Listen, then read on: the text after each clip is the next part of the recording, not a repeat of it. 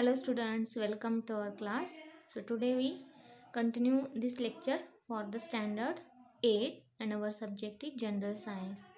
So in the last few lectures we completed our 3 lessons in our textbook, and here we see our next topic, that is the fourth one, current, electricity and magnetism. Okay, so here we start our new topic.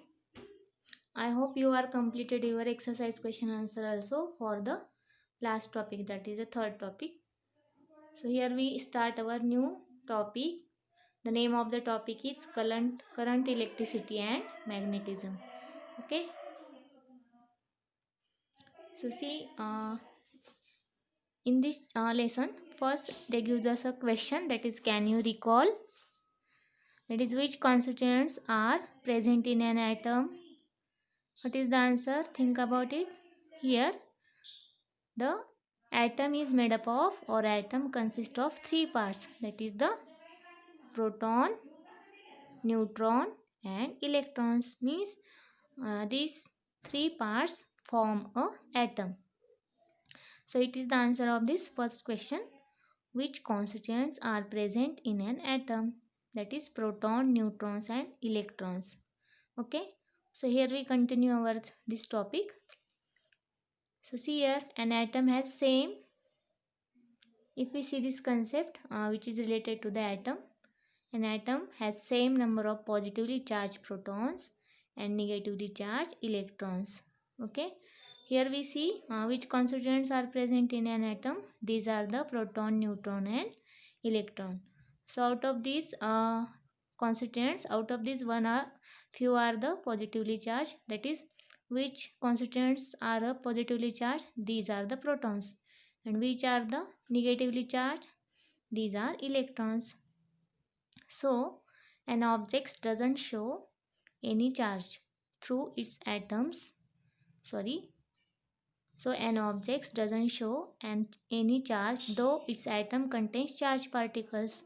Therefore, we can say that the plenty of electrical charge is filled in the objects around us. Means if we see, the every object is made up of three constituents, that is proton, electron and neutron. Out of these constituents, the both are charged particles, that is proton is a positively charged particles and electron is a negatively charged particle. And we know all the objects or all the surrounding of us, these are full of various types of material or objects, and we know each and every object in the atmosphere or on the earth surface, it is made up of an element. And we know element, the smallest part of the element is a atom. And here we see that atom contains the charged particles, that is positively proton and negatively electron. So we know if they contain such type of charged particles, that is the positive and negative. So by this we can say that plenty of electrical charge is filled in the objects around us. So what will happen if a glass rod is rubbed on a silk cloth? Here we see some questions. Okay, first I read all the questions from this, and then I explain answer for all these. Okay, so what will happen if a glass rod is rubbed on a silk cloth? How do objects get charges? What are static and moving charges? Moving charge get transferred from one object to other. These are negatively charged. Means here we see one by one. See here, first we see which constituents are present in an atom, that is the proton, neutron and electrons. And we know these are charged particles. If we see this image, this is the structure of atom. At the center it contains positively charged proton and chargeless neutron, means neutron doesn't have any charge, and electrons which is negatively charged, these are revolves around the atom. Okay, so this is the structure of an atom. So here an atom has same number of positively charged protons and negatively charged electrons. Means if an atom contains three negatively charged electrons at the same time, this atom contains three positive proton. Means here these both the charged particles have equal in number. So due to this, what happened?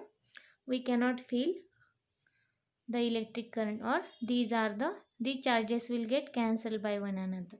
So here we see number of objects around us which is fully of charge, means each and every object have such type of charge particles, because we know all the objects we see around us are made up of atoms. So here we see the example: desk, chair, books, notebooks, pencil case, then backpack, scissors, compass, pins, clips, pencils, colored pencils from UK, US, okay, pencils, that is sharpeners, pencil sharpeners, stapler, calculator, ball points, highlighter, rubber, eraser, then smooth tape, okay. So if we see, all these objects is fully of these charge particles, means all of these objects contains such charge particles, that is negatively charged electrons and positively charged proton. So in our daily life, or around us, we see such type of objects. All the objects is filled with a plenty of electrical charge, okay. So here we see how the every and each object is full of plenty of electrical charge. If we see the another example, what will happen when a glass rod is rubbed against silk cloth? So in that case, what happens here?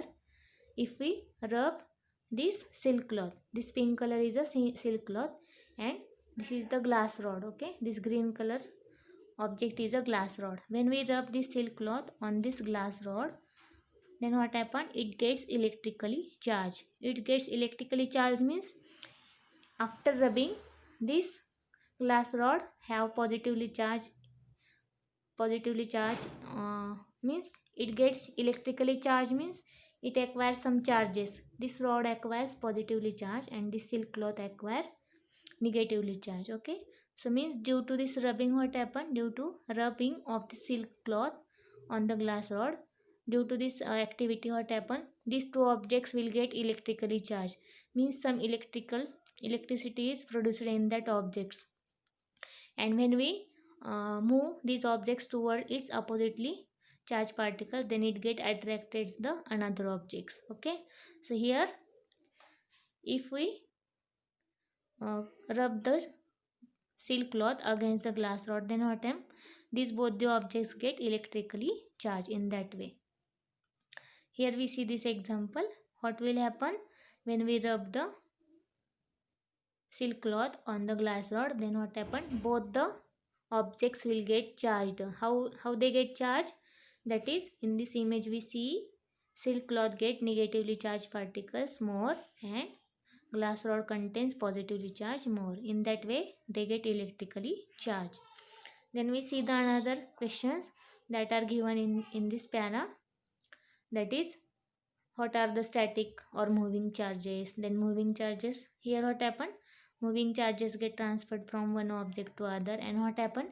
These are negatively charged. Means out of these two, positively and negatively charged, which are the moving charges? That is, the negatively charge is the moving charge, because it transfers from one object to the another object. So here moving negatively charged particles are the electrons. Can this negatively charge be made to flow? Means here we see the negatively charged particles start to move from one object to another object. Means here transfer of this negatively charged takes place, and the negatively charged objects are nothing but the electrons which are revolves around the atom. So here, can this negative charge be made to flow? Means it is responsible for making the flow of this negatively charge. So here, can electricity be made to flow like water flowing from higher level to lower level? So here you find out to answer for all these questions. So in this chapter we learn about this concept, that is, either what is the how the current will flow from one object to another object, or in which direction, and here which factor is responsible for flowing this current. So all these answers, all these questions we see answer for this, okay, in this chapter. So here in the next image we see this.